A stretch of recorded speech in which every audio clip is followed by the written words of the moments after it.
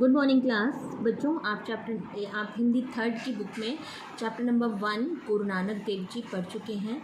अब मैं आपको चैप्टर नंबर 2 अकबर महान ये चैप्टर में आज आपको रीड कराऊंगी।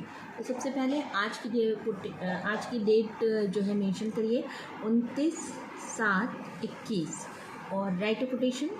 मानव जीवन अनुभव का शास्त्र है। कहते हैं ना, मनुष्य अपने अनुभवों से सीखता है। तो मनुष्य का जो जीवन है वो अनुभव का शास्त्र है। अब बच्चों हम अकबर के बारे में पढ़ रहे हैं। अकबर द ग्रेट, अकबर का नेम आपने सुना होगा। तो अकबर के पिताजी का नाम हुमायूं था। अकबर के पिताजी का नाम क्या था? हुमायूं। वह दिल्ली के सम्राट थे। उनसे उनका राज्य छीन लिया गया था। यानी जो दिल्ली के सम्राट थे हुमायूं, उनसे उनका राज्य छीन लिया गया था और वह सहायता के लिए इधर उधर भागते छिप रहे थे। तो इस स्टैंजा में आपने क्या पढ़ा कि अकबर के जो पिताजी थे उनका नाम था हुमायूं और वो कहाँ के राजा थे? दिल्ली के।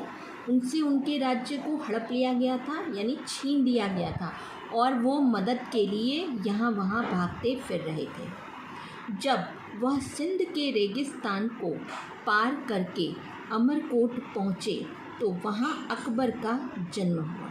और जब वो छिप रहे थे, इस तरह से भाग रहे थे यहाँ वहाँ, तो जब वो सिंध के रेगिस्तान को पार कर चुके और अमरकोट पहुँचे तो वहाँ पर उन्हें अकबर नामक पुत्र रत्न की प्राप्ति हुई। वहाँ अकबर का जन्म हुआ।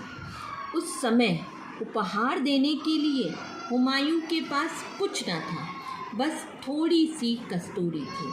जैसे राजा महाराजाओं के यहाँ पहले पुत्र हुआ करते थे तो लोग उपहार में उन्हें तमाम चीज़ें दिया करते थे। मतलब राजा उपहार में कुछ न कुछ दिया करते थे। लेकिन हुमायूं के पास उस समय कुछ नहीं था, बस थोड़ी सी कस्तूरी थी। अपने साथियों के बीच उन्होंने वही बांट दी और कहा, अगर मैं दिल्ली में होता तो आपको हीरे जवाहरात देता।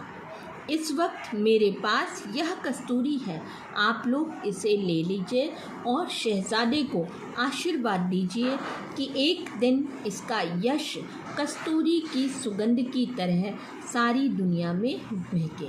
जैसा मैंने आपको पहले बताया कि जब हुमायूं को अकबर नामक पुत्र हुआ तो उनके पास उस समय कुछ भी नहीं था, थोड़ी सी कस्तूरी थी। अब अपने मित्रों में उन्होंने, अपने साथियों में जो उनके साथी थे, उन्होंने वही बांट दिया और उन्होंने ये कहा कि अगर वो दिल्ली में होते तो वो सभी को हीरे जवाहरात देते। लेकिन उस समय उनके पास ये कस्तूरी है तो वो लोग इसे ले लें और शहजादे को ये आशीर्वाद दें कि एक दिन इसका यश कस्तूरी की सुगंध की तरह सारी दुनिया में महके। यानी कस्तूरी जो है बेटा बहुत सुगंधित होती है ना बच्चों, तो इसीलिए जो मृग की नाभि में होती है, तो जैसे कस्तूरी की सुगंध फैलती है तो उसी तरह जो अकबर है उसका यश, उसकी प्रसिद्धि भी पूरे संसार में फैले। जब अकबर ज़रा बड़ा हुआ तो वह काबुल चले गए। जब अकबर थोड़े बड़े हुए तो वो काबुल चले गए। वहीं पर रहकर वह अपनी फ़ौजें इकट्ठी करते रहे और प्रतीक्षा करते रहे कि कब वह दिल्ली लौट कर जाएंगे। जिस बादशाह शेरशाह सूरी ने उनसे उनका राज्य छीना था वह मर चुका था और उसके बेटे आपस ही में लड़ रहे थे। जब वो काबुल चले गए तो काबुल में रहकर वो अपनी सेना बनाते रहे, फ़ौज इकट्ठी करते रहे और ये इंतज़ार करते रहे कि कब वो दिल्ली लौट कर जाएंगे, क्योंकि वो तो दिल्ली के ही सम्राट थे। और जिस बादशाह शेरशाह सूरी ने उनसे उनका राज्य हड़प लिया था, छीन लिया था, वो मर चुका था और जो उसके लड़के थे, जो उसके पुत्र थे, वो आपस में ही लड़े जा रहे थे। अवसर देखकर, यानी मौका देखकर, हुमायूं ने एक बार फिर दिल्ली पर आक्रमण कर दिया और उन्हें हराकर पुनः दिल्ली के बादशाह बन बैठे। और जैसे ही मौका देखा हुमायूं ने तो उन्होंने एक बार फिर दिल्ली पर हमला बोल दिया, आक्रमण कर दिया और उन्हें परास्त करके, उन्हें हरा करके वो एक बार फिर दिल्ली के बादशाह बन बैठे। परंतु एक दिन अचानक एक अनहोनी सी बात हो गई। लेकिन जैसे ही वो बादशाह के पद पर बैठे तो अचानक एक दिन अनहोनी सी बात हो गई। अकबर की आयु उस समय केवल 13 वर्ष की थी कि एक दिन जब हुमायूं अपने ही महल के पुस्तकालय की सीढ़ियों से उतर रहे थे कि वह फिसल कर गिर पड़े और इतने अधिक घायल हो गए कि जिंदा न बच सके।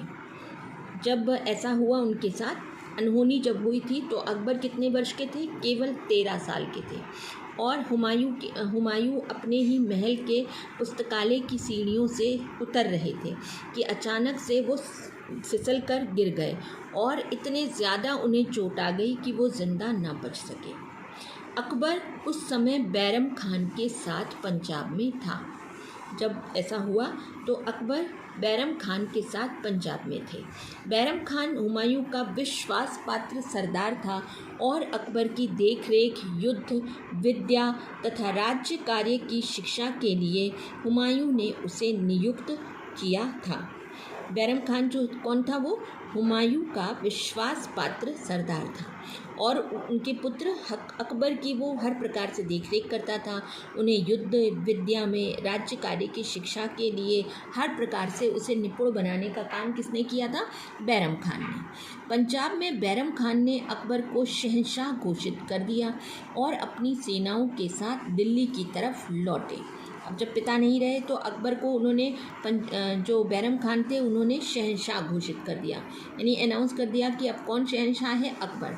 और अपनी सेनाओं के साथ वो दिल्ली की तरफ लौट आए। ठीक है बच्चों, आज हम लोग यहीं तक पढ़ेंगे। इसके बाद का मैं आपको नेक्स्ट वीडियो में बताऊंगी।